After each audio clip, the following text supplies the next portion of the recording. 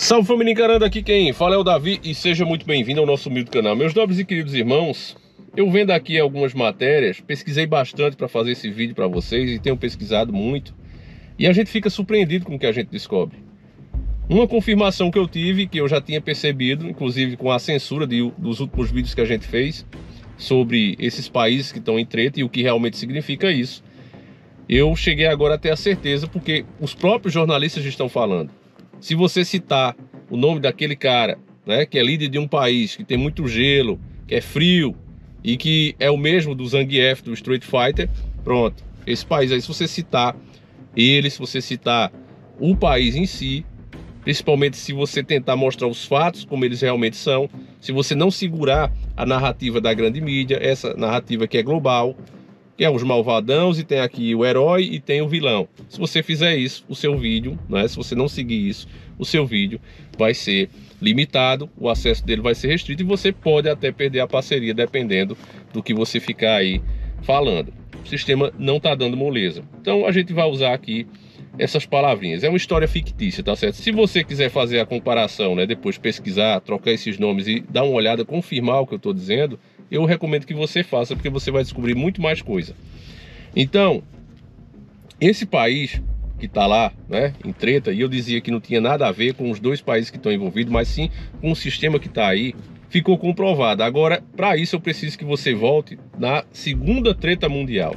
Mais precisamente em 1944. Nesse lugar que você está vendo aí, provavelmente você nunca viu, e nesse lugar foi decidido o destino do mundo. As dívidas das nações iriam começar a partir deste lugar. Foi aí que 44 líderes, em 1944, esse hotel se chama Monte Washington, em Brentwood, e lá os 44 líderes, em 1944, veja só a numeração, não é só coincidência, mas isso a gente fala em outra vez, se vocês quiserem. Ficou decidido que os países precisariam, né, enquanto os jovens estavam lá se acabando com as tretas, as mães recebendo medalhas ao invés dos seus filhos, porque é sempre assim essas tretas, os líderes vão exatamente como no filme John Wick. Você já assistiu esse filme? Tem um lugar ali que é chamado de zona neutra, que no caso lá no filme é um hotel, onde os líderes vão negociar, vão comprar as suas armas, ver como é que vai ficar a economia, até brincam, tomam um uísque, tomam um champanhe, dizem, mas rapaz, tu soltasse um míssil logo naquela cidade, eu odeio, mas você também soltou na minha. Então nem aí pro povo. O povo se acaba por esses caras. Brigam, se intrigam até do pai e da mãe. Mas os caras não estão nem aí para esse povo. Para eles a população é só números. Números para ser manipulados. Uma massa de manobra. Ninguém chora quando bota uma massa de bolo no fogo ou faz uma coxinha. Eles pensam da mesma maneira. Então a narrativa que foi criada ali foi que os países precisariam do FMI e do Banco Mundial para negociarem. Teve muita destruição. E ficaria mais fácil se eles negociassem, se todo mundo um comprasse ao outro, interagissem mais, os países fossem... Na verdade, a segunda treta foi para isso, meus irmãos. Usam o bigodinho lá, que era um grande mal sim, mas a grande verdade do mundo entrar nessa jogada foi para isso, para implementar esse sistema. Com o sistema implementado, precisava de uma moeda.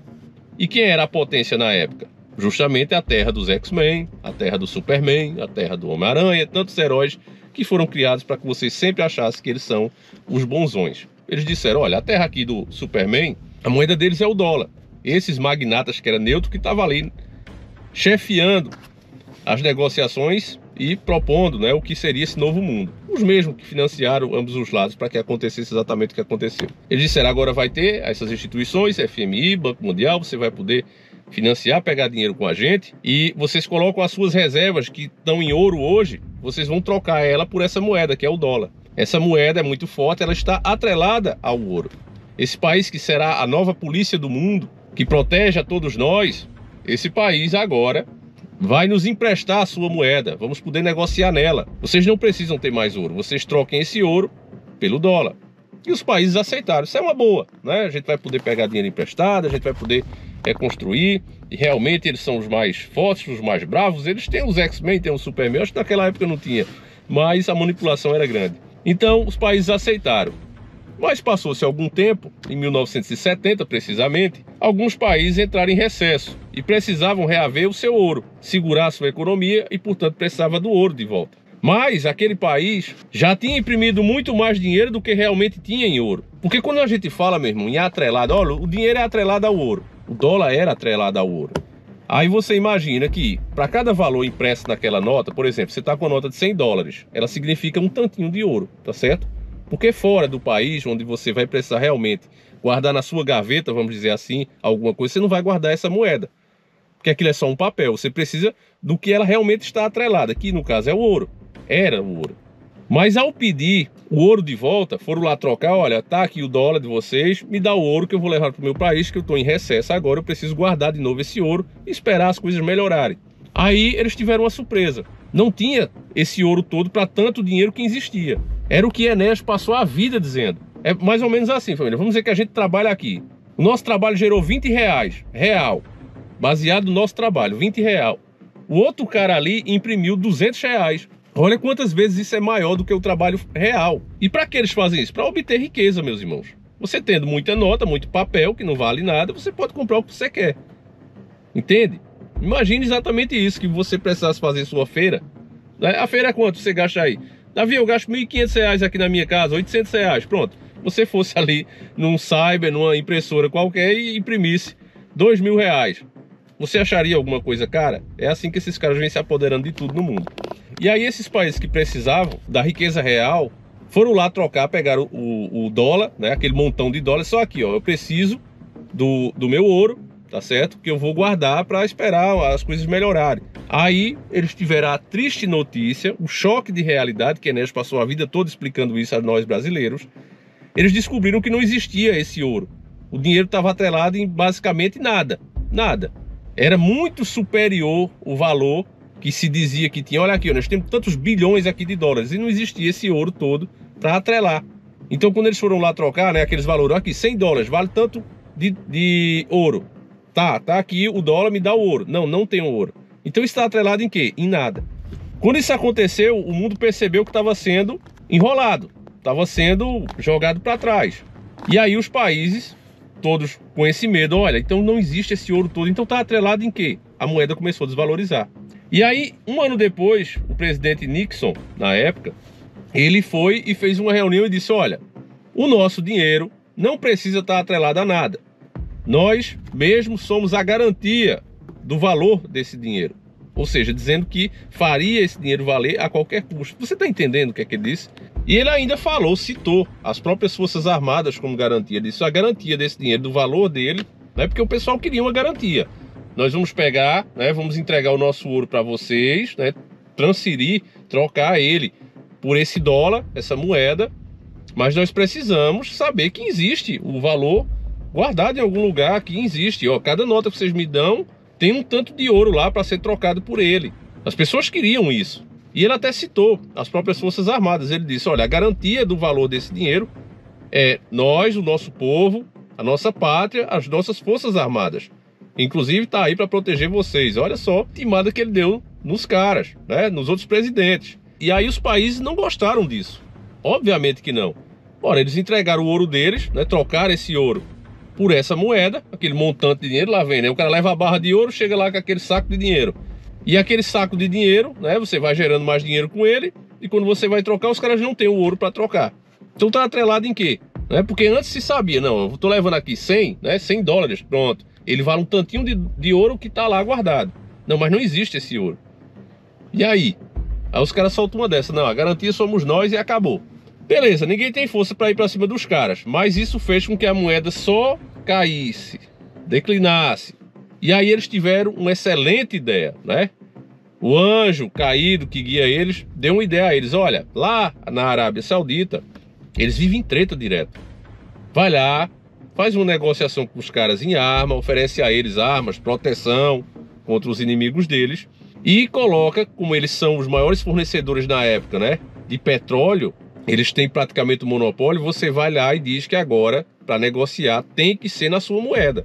E foi isso que esse país, que tem os heróis, né, o Superman, o X-Men, pronto, eles foram lá e disseram, olha, vamos fazer a negociação, e os caras fizeram com eles. Fazem até hoje, inclusive. Ficou determinado naquela época que qualquer negociação de compra de petróleo que fosse feita tinha que ser feita naquela moeda mesmo. Só aceitava-se aquela moeda. E a partir daí criou-se o petrodólar, Tá vendo, família, como é a história? Você vai ver que sempre tem jogado o dedo desses homens em tudo. Os países que quiseram sair desse sistema, que quiseram a sua autossuficiência, diferente do Brasil, né, que está entregando tudo, mas a grande verdade é que todos esses que tentaram se levantar, eles foram retirados do poder, eles sofreram essas sanções, porque veja bem, se os caras têm o poder de dizer a todo mundo que só pode negociar na moeda deles, eles criam esse dinheiro a partir de nada, não está atrelado a nada. Só a obrigação, né, hoje é isso, é só a obrigação de se fazer a negociação nessa moeda. É isso que existe, que dá valor à própria moeda. Quando houve essa pandemia agora, eles imprimiram um monte de dinheiro. O dólar já era para estar muito baixo aqui no Brasil, é porque é proposital esse valor que ele chegou. Isso foi denunciado até pelo próprio Donald Trump antes da pandemia, eu já mostrei isso aqui no canal. E sendo assim, né, lei de oferta e demanda, se tem uma demanda muito grande, ou seja, o mercado está inflacionado de dólar, ele tem que diminuir o seu valor. E aí o presidente lá do país do Zangief, né, o presidente de lá do país frio, estava movendo seus pauzinhos desde 2014, ou seja, a treta contra essa tirania já estava sendo realizada desde 2014. Para você ter uma noção do que eu estou falando, esse país estava comprando em torno de 200 toneladas de ouro por ano. Ou seja, desde 2014, todo ano que passa, eles adquirem 200 mil toneladas de ouro. E por que eles faziam isso? Para que o dinheiro deles, para que a riqueza deles realmente tivesse atrelada a algo de valor, que é o ouro nesse caso. Você está entendendo, meu irmão? O outro país que tem o grande dragão vermelho, né? Especialista, como os inscritos aqui sabem, em pastel e flango frito, pronto. Eles lá produzindo lá os seus produtos Xing Ling, né? Que você tinha uma raiva quando você comprava que quebrava, você já via onde foi fabricado. Tinha que ser Xing Ling. Mas eles foram melhorando a qualidade, melhorando. Hoje os melhores produtos vêm de lá. E a economia só crescendo, porque é uma economia baseada em quê? Em trabalho, produção. Claro que trabalho escravo, pagam uma merreca ao pessoal. Por isso é que eu digo a vocês que não dá pra gente confiar em nenhum dos lados. Essa é a grande verdade. Você tem que defender a sua pátria, meu irmão. Não é ficar escolhendo lado, não. Como eu já disse em outros vídeos, quando o Fred enfrenta Jason, é bom que a luta dure para sempre. Se um vencer o outro, o próximo alvo deles é quem? O próximo alvo é as pessoas, as próprias pessoas. E nesse caso, nesse filme, as pessoas somos nós. E aí, continuando a nossa historinha fictícia, esse país cresceu muito e disse, olha, realmente, nós temos que criar uma nova... Esse negócio que bota ordem, né, no mundo. Não posso falar a palavra também, mas você sabe do que eu estou falando. Porque qualquer coisa que você fala referente a isso, já vem a Wikipedia e eles cortam o acesso do teu vídeo e agora estão até banindo. A gente perdeu esse vídeo aí, como você está vendo, simplesmente mostrar esse tipo de realidade. Então não vou falar a palavra aqui. A gente precisa criar esse novo estilo de fazer negócios, tá certo? Vou chamar de estilo. Esse novo estilo. E vai ser baseado em riquezas reais. Isso para o Brasil especificamente seria muito bom. Porque o Brasil tem muita riqueza. E se fosse atrelado às suas riquezas, nós seríamos potência do dia para a noite. O problema é que o Brasil entrega tudo. O PT realmente quebrou a nossa nação, endividando ele. Mas ele não foi tirado porque prejudicou eu, porque prejudicou você. Ele não foi tirado do poder por conta disso. Ele foi tirado por causa do petróleo. Eles estavam investindo em refinaria, não ceder à pressão de mercado para colocar esse PPI no preço dos combustíveis aqui, que é um grande consumidor esse país. A gente é movido a petróleo. Veja a quantidade de carro que tem o Brasil. As nossas máquinas, tudo movido a petróleo. Então o governo da época não quis o que eles queriam e aí aconteceu o que aconteceu. Mas não quer dizer que em outros pontos eles também não estavam entregando. Deixar bem claro aqui, família. Porque às vezes quando a gente mostra um ponto positivo, aí o cara já diz, ah, é porque tá apoiando. Não, aquilo é um lixo, tá certo? Deixar bem claro. Se você for votar naquilo ali de novo, você tá apoiando o roubo. Você tá apoiando essa agenda progressista. Você vai estar apoiando aborto e etc, e etc. Então esquece isso aí. Eu tô batendo a real para você porque é que eles foram tirados. Foi só por isso. Se não fosse isso, eles estariam aí até hoje. Pulando agora para 2019, essas coisas todas acontecendo, esse país do Zangief, já em parceria com o flango frito, o Xing Ling, disseram em uma reunião no Fórum Econômico, o dólar é uma moeda fictícia. Não tem cabimento e não tem mais como ele continuar como está. Essa moeda vai derreter. Foi isso que foi dito em 2019. Por justamente o presidente do país frio, do país do Zangief. A desvalorização que você está vendo cada dia cai mais e mais e mais. Ela deve continuar. A não ser, claro, que esses caras podres como são, façam algum tipo de acordo. Mas se as coisas continuarem do jeito que estão, pelo andar da carruagem, o dólar de fato vai derreter e esse país não demora muito para perder a sua posição.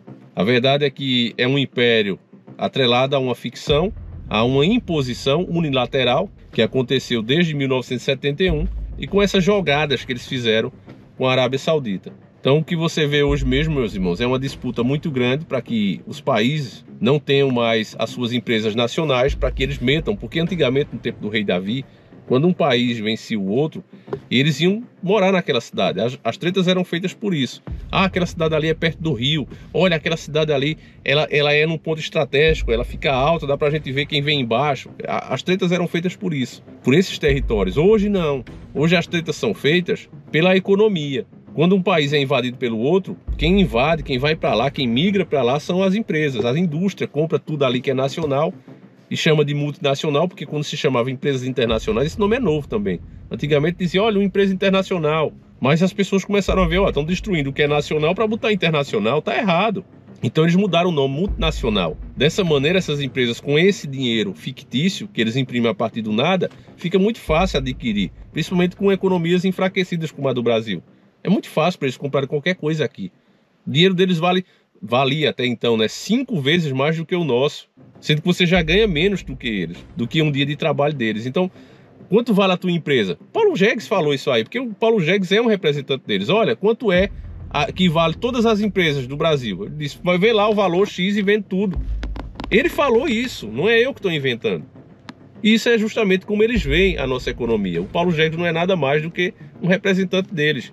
Você já imaginou se você pudesse fazer isso? Se você quisesse comprar alguma coisa na sua casa e você imprimisse, olha, eu vou imprimir aqui e acabou, eu vou lá e compro. Tudo que você precisava fazer então para conseguir isso era me convencer a te vender. Vamos dizer que você quisesse comprar esse carro, o Camaroso aqui, o nosso Amadeus. Davi, quanto é? Não, irmão, não quero vender não.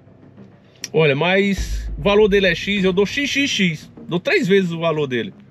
Caramba, como é que eu vou me recusar uma proposta dessa? Porque é isso que acontece. Então, meus irmãos, esse império tá para cair, a Babilônia. É a Babilônia mesmo, a Babilônia moderna, a grande meretriz que embebedou o mundo com o seu cálice. É assim que eu vejo. É o cumprimento das profecias.